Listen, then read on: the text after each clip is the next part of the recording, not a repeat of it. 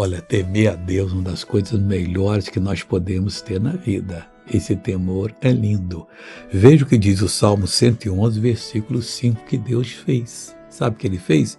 Deu mantimento aos que o temem. E os que não temem? Dá não.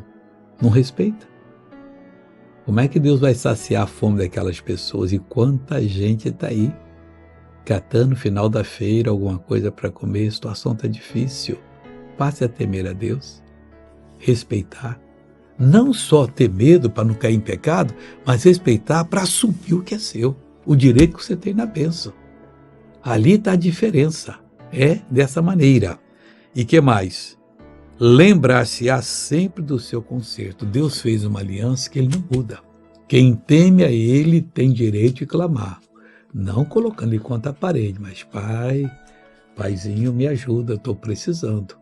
E Deus então abre a porta para você. Veja essa pessoa que tem um lindo testemunho e eu já volto. Fui curado desse ouvido, fazia 5 anos que eu perdi a audição. Esse esquerdo, se tapasse direito não ouvia nada, nem um tiro. Nada. Então tapa bem, pastor, pega o revólver. E volta. Eu sou casada. Tenho 3 filhos. Anderson.